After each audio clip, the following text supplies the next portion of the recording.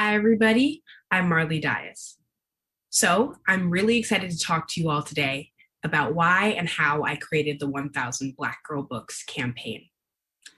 I created the 1000 Black Girl Books campaign out of frustration, and I've used that frustration as the fuel in my fight and call to action for greater inclusion and equity. The roots of my campaign started in late October of 2015 at the start of sixth grade. It was sparked by a question my mother asked me about the school year.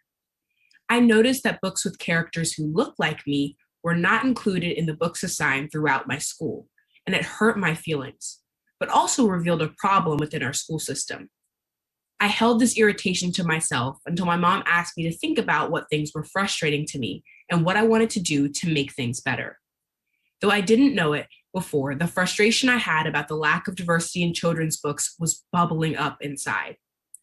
My response to her question meant that I had to do something. And so without hesitation, I said I would start the 1000 Black Girl Books campaign. No more would kids only have to read about one type of experience. I was going to do something, and I was going to make a change that intentionally considered the stories of others. I started with Black girls because I am a Black girl, but my desire from the very beginning and my goal is to create a space for all types of stories to be included.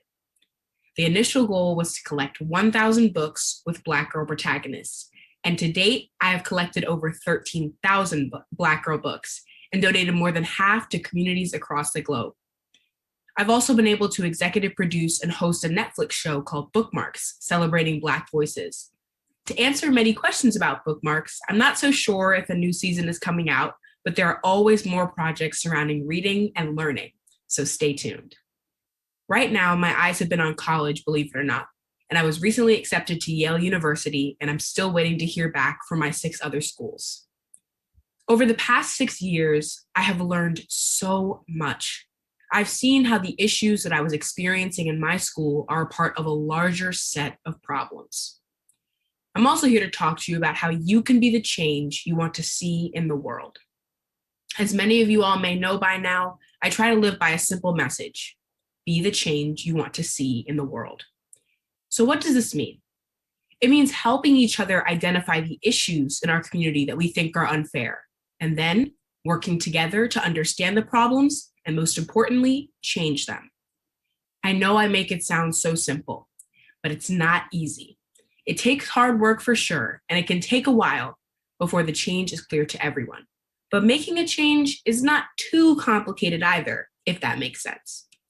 Making change requires patience and passion. Yes, it is true. Change does not just happen overnight. Lots of times we have big ideas about changing the world. But guess what? That world isn't out there somewhere. It's in your home, your classroom, and in your school. There are several Black girls and women that are being the change that I want to highlight today, mainly my 2 closest friends. The first is my dear friend, Marcy Martin. Marcy is an actress, CEO of a nail care brand, Mari by Marcy, and film and TV producer. I met Marcy when we were 11 or 12 years old. I knew I needed a partner in crime for my first big event, a reading party hosted in collaboration with the Obama administration's Department of Education. That all rhymes, that's funny. I was able to secure author Rita Williams Garcia of the classic One Crazy Summer and found a way to connect with Marcy to have her as a co-host. She and her family's kindness was extended to me, and they graciously took the time to travel to DC and help me share hundreds of books with local Black DC students. We had so much fun, and both Marcy and I have not stopped fighting for equity, although in our own ways. Marcy starred in the hit ABC comedy Blackish as Diane and set records at 14 as the youngest executive producer in the history of Hollywood for the film Little, starring Issa Rae, Regina Hall, and herself. I am constantly amazed by her success, from founding Genius Productions to winning 11 NAACP Image Awards. Marcy has created a platform for Black girl creativity, and I'm extremely proud to know her. You know, not all activism looks like my campaign. It isn't always book drives or protests, but it's blazing a trail and setting an example for people who are often left out of an industry or achievement. I also think about Michaela Ulmer, one of the most impressive people I've ever met. Michaela became interested in climate justice and entrepreneurship at only age 4 and hit the ground running with her business, Me and the Bees Lemonade. For every bottle you buy, the proceeds go towards saving the bees, and they've continued to support environmental justice efforts while her business grew more than 500%. Her lemonade is available at the Fresh Market, Whole Foods, H-E-B stores across Texas, and Kroger stores, and most importantly, my local Whole Foods. And when she was just 12, she received $800,000 from various NFL players and joined the Authors Club in 2020 with her book, Be Fearless, Dream Like a Kid. Michaela's work stands on the shoulders of Madam C.J. Walker and even Marseille's. Madam C.J. Walker was the first Black woman to be a millionaire and opened doors for their success. These girls often find themselves being the first, which takes bravery and strength that I hope to embody. If you wish to support their work and learn more about their stories, you can do 2 things. Follow them on social media, and most importantly, invest in their work. Watch Little and Blackish, drink that lemonade, buy Michaela's book, and buy Marseille's nails. These are the ways we help propel Black girl stories and dreams into success, and it's by investing not only our money, but time. These girls have taught me this. Ultimately, all the major social issues that matter to us, whether it's racial inequality, illiteracy, or global warming, all these things are personal. Each of us have a story to tell about why we do the work that we do and why we hope to change the world. These issues impact the planet at large, but they also impact us in our everyday lives. If we care about them, we can use our passion to make other people care about them too. And as student activists, you can use your passion to help each other become more informed and become more passionate. Educators, you can help too. Your passions matter as well. Let me throw one more motto into the mix. There's a reason activists say, think global, act local. I try to change the world by collecting and donating one book at a time. I truly believe that. As educators and as students, you must ask yourself, what am I doing to make the world a better place? And how can I get it done? I think one of the first steps in the fight against inequity is to become informed. Try to get an understanding of the social issues around you. Another equally important step is to spend time learning about the different types of people and problems that surround you. School is a perfect place for this. Sad, but not exactly shockingly, lots of people believe that they are good people, and they also believe that that is enough to make the world a good place. We don't hate on them. It's usually not their fault. They usually don't mean to be blind to the injustices other people do, especially injustice that minorities or marginalized people have to deal with on a daily basis. Most people are simply asleep to the problems of others. It's either because they've never identified or have never been impacted by discrimination, or if they have, they didn't even realize it. Part of our freedom work as student activists is to become informed and then share what we have learned with those around us. You must be awake and wake up those around you. You might feel like there is not much you can do to make the world a better place, but there is. You must help others assess where they are in terms of their understanding of social issues, and yes, you must help them develop strategies for working to solve these problems. Here are a few helpful hints on how this process works. Step 1, become aware. Through books and conversations, we can better understand that inequity exists. So rather than denying racism, sexism, homophobia, and other injustices, we can identify them. To become more aware, we can seek out and ask our teachers, our parents, and our guardians to introduce us to diverse ideas and books. Building curiosity will build literacy. But don't stop there. Step 2, raise your consciousness. Consciousness is about awareness of daily things. Seek out ways to understand the meaning of a situation. So while step 1 is about recognizing the issue, step 2 is more in depth. Consciousness raising is about understanding the deeper meaning and impact of these issues. Once you are conscious, you are on your way to seeing more clearly how inequity operates. Ask your teachers, parents, or guardians to break down the causes of the social problems that you see. Teachers and parents, here is the place where you and your students and family can really be working. In classes, talk about ways to incorporate social justice into the curriculum. Please consider and offer students the choice of writing op-eds, blog posts, letters to officials about the issues they care about instead of usual assignments. Teachers can give credit for doing socially responsible work. Students, ask your teachers to consider giving you credit for making the world a better place. A good work. You know you have become more conscious if you are willing to help each other become aware of the social issues around you. When you have raised your consciousness, the complexity of issues becomes clearer, and you will feel ready to act. But being educated and ready to act is not the complete end. Students and educators must work together to recognize the systems that lead to inequality. Student activists do more than participate in a lot of charitable events. They act in a way that moves us all towards equity. Today, I'm asking you as educators and students to become more reciprocal. Focus on teaching, but also on learning. Teachers, teach your students, but also learn from them. Have real conversations with them. Use your time with them to train their minds and inspire their hearts. Create an educational system that is not just about individual student success, but one that moves an entire society forward. Students, read, listen, and learn. Literacy is a critical tool in creating change. You must read everything. You must become a person of idea and vision, and reading helps cultivate that within you. Read picture books, read comics, read graphic novels, read newspapers, read fiction, read nonfiction, read poetry, and write. Journal, write letters, write short stories. Activists exist in the world of ideas and rely on inspiration. Reading also helps to spark the imagination, so look for inspiration everywhere. I am so grateful to be here today and to be seen as a figure of change for my generation. But my individual success is not enough to create large-scale social change. Just like I had to think about and plan for ways to use my gifts and talents to make the world a better place, for you to be the change you want to see in the world, you need to be engaged. And that begins with small acts that put your experiences at the center and then move beyond you. You are one of the most important catalysts for change. Use your fuel and passion to inspire others. The time for action is right now. And that is step 3, action. If we want a better future, we must address these things right now. The urgency of now reminds us that we still listen, see, and learn from those who look like us and those who don't look like us. It means that we must learn to become uncomfortable with the way we've always done things.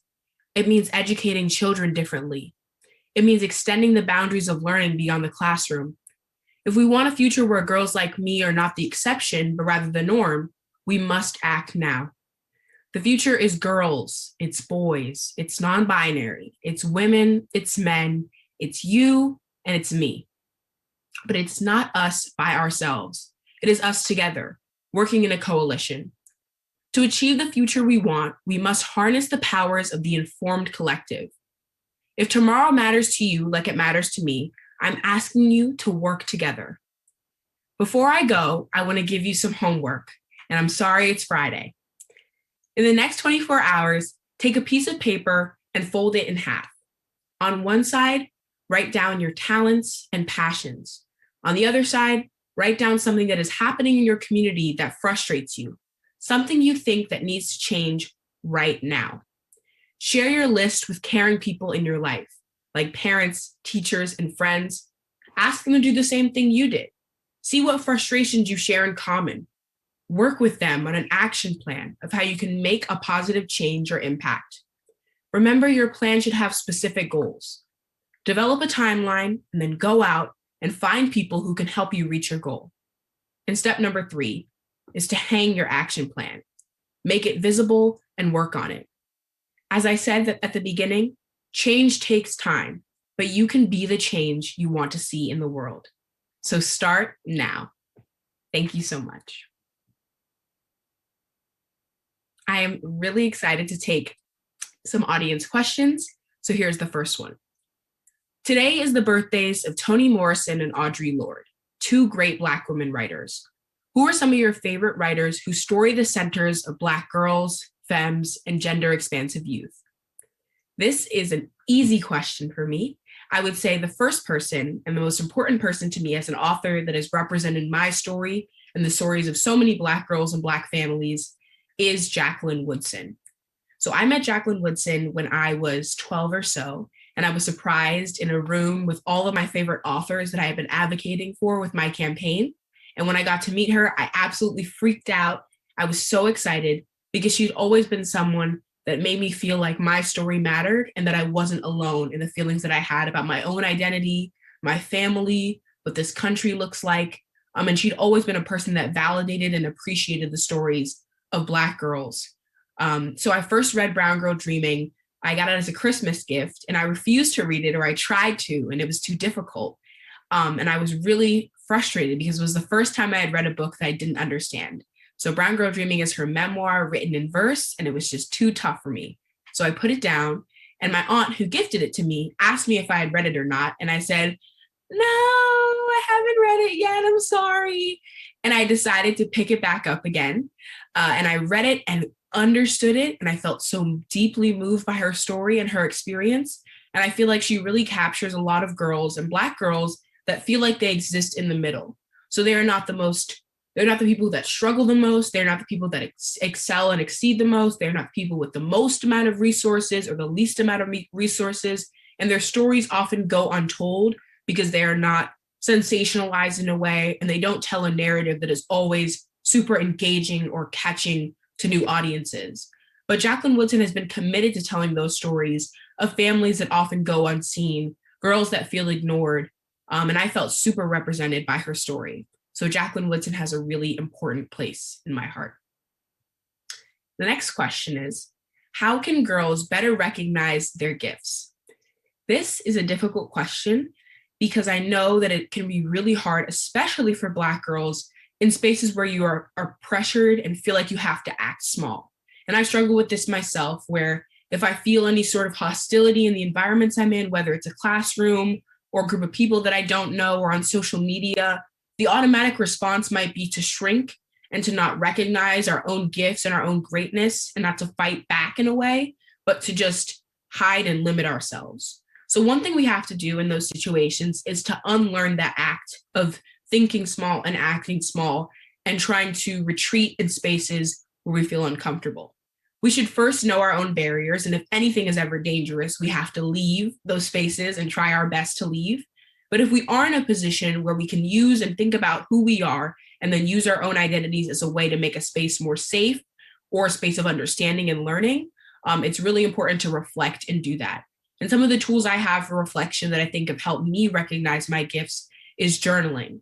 So when I journal, I'll often start with complaining about something that happened in my day, being upset with something that someone said to me. But as I write, I continue to work through what happened. I continue to think about and be optimistic. And I use any sort of reflection to think about how can I improve to make sure that I protect myself, honor what I believe in, and honor the things I care about, while also standing up for others. So recognizing your gifts often starts with just the inside. I have affirmations I say to myself, affirmations that I write in my journal that help me remember who I am.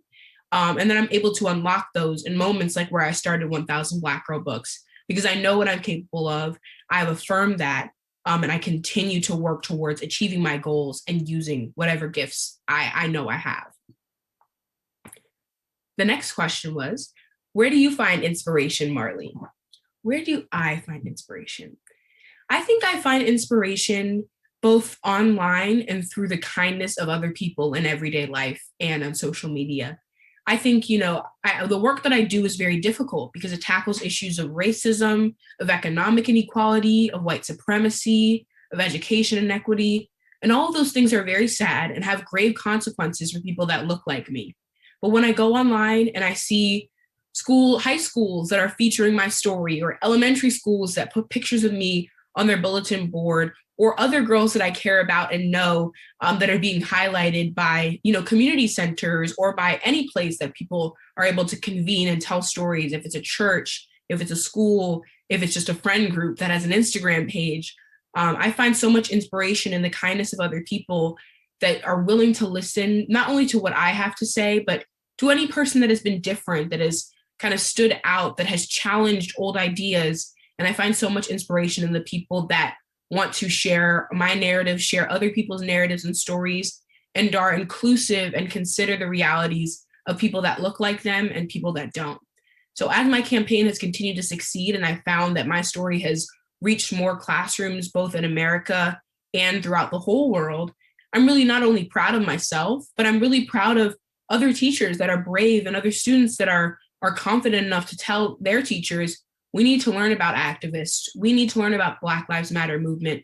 We need to learn about all these issues. And I'm able to have my ideas be in the spaces that I want them to be in. And that motivates me and inspires me for the kids that stand up for my stories and other girls' stories. The next question was, you talked about teachers and adults learning from their students too. What lessons do teachers and adults need to learn from Black girls right now? This question really hits home for me today. I think the best advice I could give to adults to learn from Black girls is to consider the humanity of all people. That, I talk about this on social media sometimes, that we need to understand that respect can be earned, but humanity is not earned. That is a right we are all entitled to. And regardless of your beliefs, I think it's really important that we embed the idea that we are all human. We all grow and evolve. We are all different and unique and powerful and deserve that humanity. And I think that's a lesson that we all can learn, and particularly from Black girls whose humanity is often most stripped from them, is that no matter what I do, no matter how much, difficulties I face or adversity I face and feeling like my humanity is not recognized, I will never act that same way to another person. That I always want to give the best I can give to another person, to see them for who they are, to have forgiveness, to have kindness, to have understanding and optimism. And I think that teachers and adults can really learn from Black girls like me, who often don't experience those things, but choose to do them anyway, are intentional about being kind. And that's a valuable lesson for all of us that we can learn from Black girls and Black women. And the next question I love so much, and it has a childhood meaning to me that I will share. So, why do you think the concept of Sankofa is so important to Black girls? So in my affirmations that I discussed earlier, I talk about Sankofa. So I say, like the Sankofa bird, I look to my past so that I can be my best today and every day. I've been saying that since I was born. My parents wrote affirmations for me when I was first born, and I would repeat them. And now I have, I'd say, about a 2-minute speech that is just memorized in my head about who I am and what I hope to be, and protecting the people that I care about, and making sure whatever power is out there understands my gratefulness for my own life, and for the people that I really care about. So Sankofa has always been in my affirmations. And I think it is, like it says, to be our best today and every day, to talk about people like Madam C.J. Walker, to learn about the stories of Toni Morrison and Audre Lorde, to honor the people that have come before me and look at the way that they've effectively made change, the way they've healed, the way they've grown.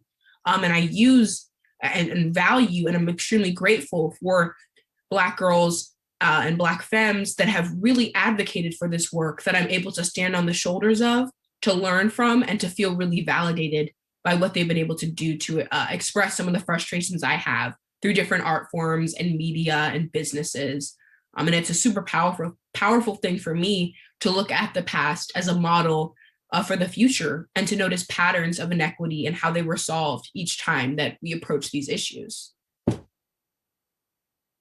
One of my other questions was to repeat the homework I gave earlier. So what you'll do is basically fold a piece of paper. I don't have a piece of paper I can use because it's all like homework and stuff. But if I have a piece of paper, I would fold it in half. And on one side, you would write your talents and passion. So for me, I would say that I am a good public speaker.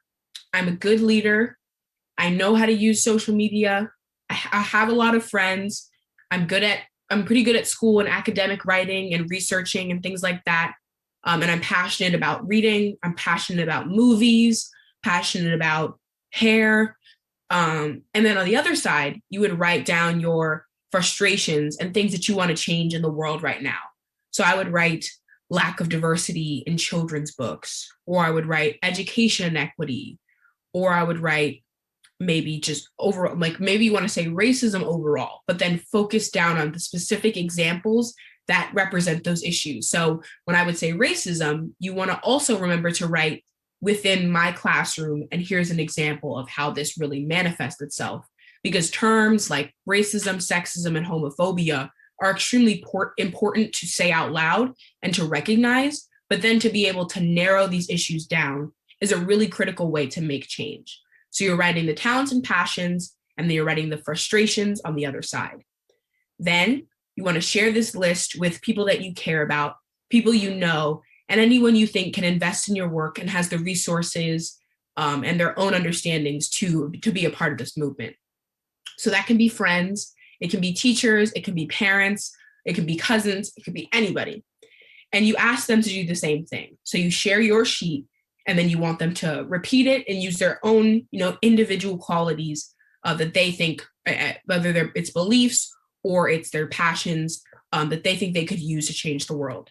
Then you just talk about it. You figure out what you think you can do, what you would hope to do, and to dream big at first. For me, 1,000 when I first started was a very big number. And that was me dreaming as big as I possibly could. And to now think that I'm at 13,000 has really extended the borders of what I thought this campaign could be. So dreaming big, working together to develop that action plan, but it all starts with a paper that divides up passions and frustrations. Now, another good question is, what is your next big thing, or is it a secret? Now, I always have a trick up my sleeve. I can say that there is something big that is coming that has not been announced yet. And I'm not going to tease it, but I will say that it's a move that I think a lot of people have been anticipating me making, and a decision that I'm really happy to be a part of with the people that I care about the most and that have contributed so much to what I do. So that's the most vague answer I can give, but it's people I love, and it's doing something that I think the people have wanted for so long. And right now, one thing that I'm working on that is really exciting, specifically for the classrooms and the way that I talked about bringing equity and bringing these conversations into the classroom, is working with the National Education Association as the ambassador of Read Across America. So with a previous representation that changed, I was able to come in as a chair, as a person that is respected by teachers and educators, as a voice for diversity, and to make content with really interesting authors, beautiful stories, real conversations about what classrooms need to look like, and dreaming and planning to transform learning spaces across the country. My most recent NEA project came out with Jason Reynolds, one of my favorite authors, and truly one of the biggest supporters of the work that I do, where we talked about book banning. We talked about the current state of education and what he hopes for Black kids and Black families and Black girls to protect us, to honor us, and it was super amazing. So there are new things coming, but there will always be things related to reading. And I think really the next big thing, regardless of all of that, is college for me. So I'm super excited to see where that journey takes me. And I hope that I've been really helpful today in informing you about how you can be the change you want to see in the world, and to support my work, support the work of Marseille Martin, support the work of Michaela Ulmer, and support the work of all the Black girls and Black families that are interested in being free, being equitable, and being the change. Thank you so much.